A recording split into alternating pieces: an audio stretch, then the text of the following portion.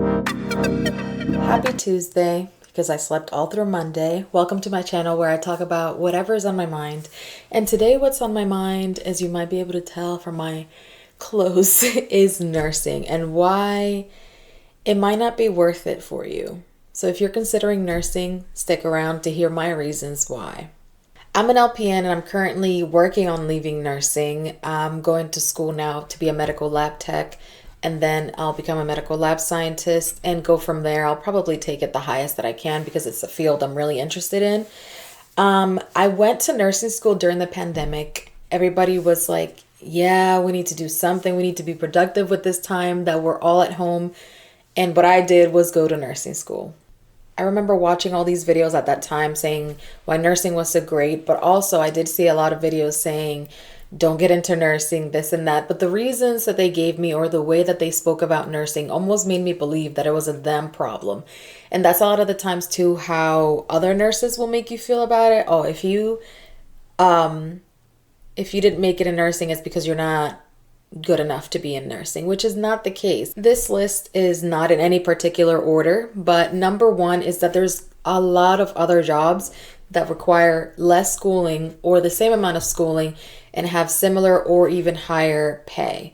For example, dental hygienist, respiratory therapist, MRI techs, x-ray techs. Most of these professions only require 2 years of schooling and are right on par with the starting pay of nurses. And they are also fields where you can go and do traveling, which travel nursing is something that has been glamorized.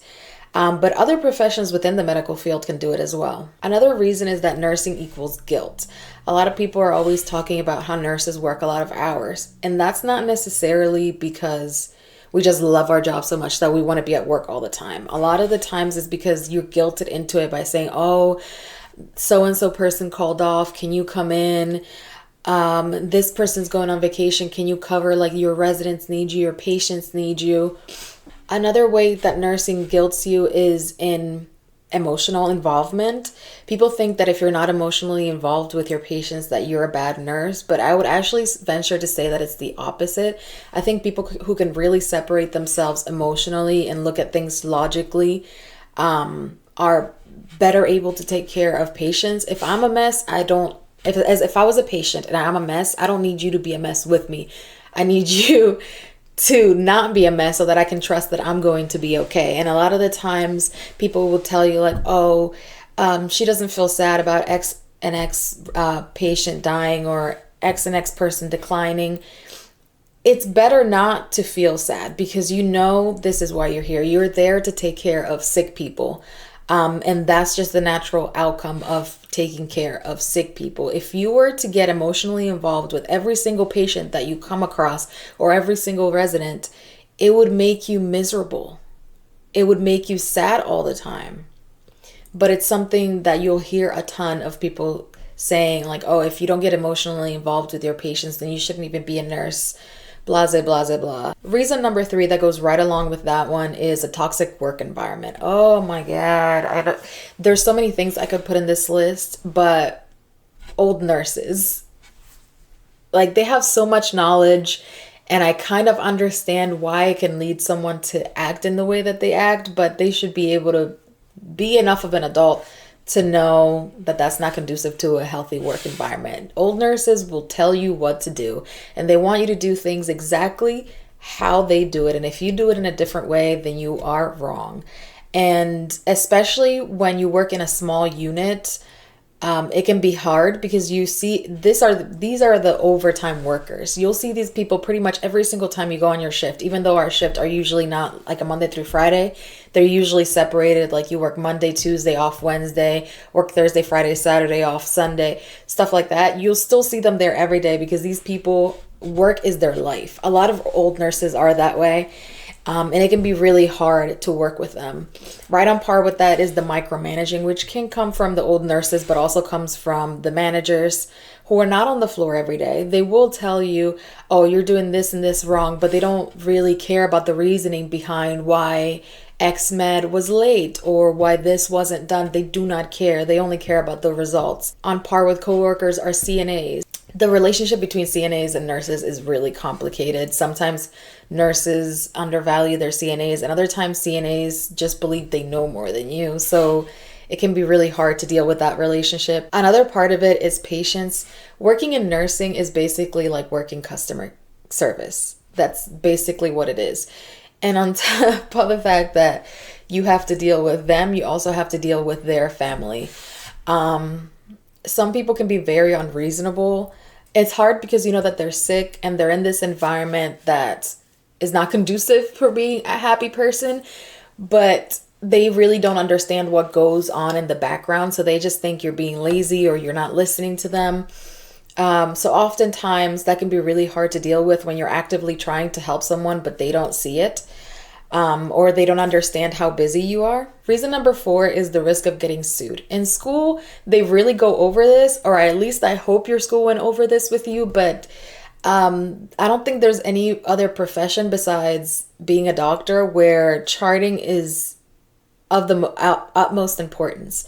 In my particular state, I live in the state of Pennsylvania, you have 2 years to bring up a lawsuit, but you have up to 7 years to do something with that claim that something wrong was done, which means they typically tend to wait toward the 6-year line to let the nurse know that they're getting sued for something, because then when they do bring up the nurse to court, she's less likely to remember something about a random Tuesday and why she wrote what she wrote in her documentation, or if she did or did not do something. In nursing, if you did not chart it, it did not happen. But also how you charted that depends on how much leverage the lawyer of the opposite side has to say, oh, it doesn't sound like she did her job because she wrote this and this and this in a particular way. It's just a lot. Like, you're going throughout your day, you're doing your nursing stuff, and then you also have to sit there and hyper focus on how you're writing your notes so that you don't get sued, and if you do get sued, that you are protected by the stuff that you wrote 7 years ago. Like, that's incredibly stressful, and most of the time you don't have a space where you can just write your notes in peace and there's nothing else going on in the background. There's just simply no way. But it's something that you constantly have to be thinking and worrying about. Along with the risk of getting sued, you have to worry about your license being taken away. Because if you get your license taken away, you can't work as a nurse anymore.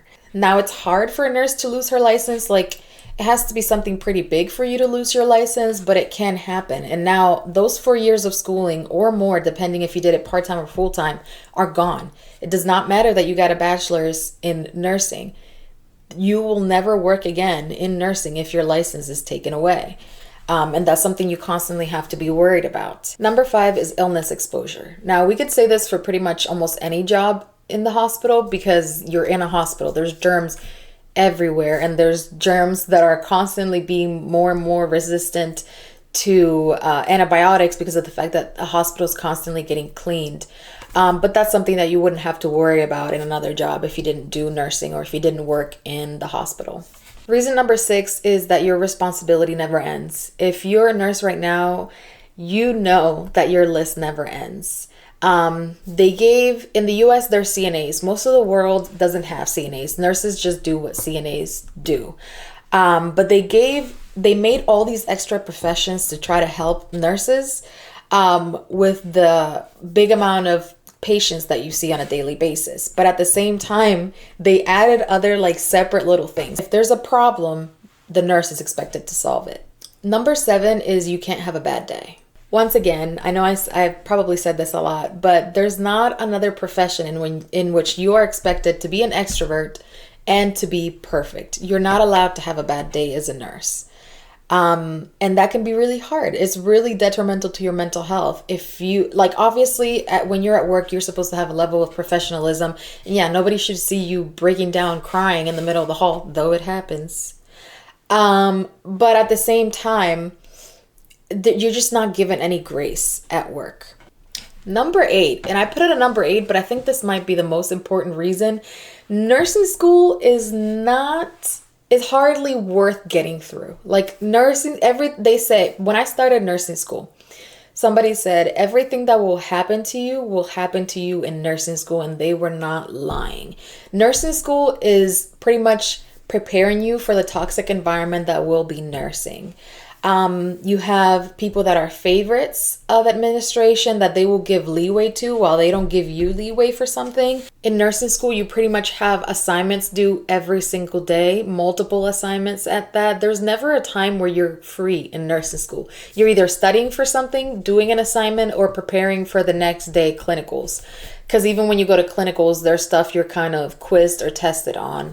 A lot of the times the teachers are not teaching. Like, you pretty much have to teach yourself through nursing school. And if you don't come from a medical background, you will have a hard time. During the pandemic, a lot of nursing YouTubers became really popular because of the fact that we were basically teaching ourselves. So yeah, those are my reasons why I think it's not worth being a nurse right now. There's plenty of other careers that are worthwhile in medicine that people should look into before deciding to go for nursing.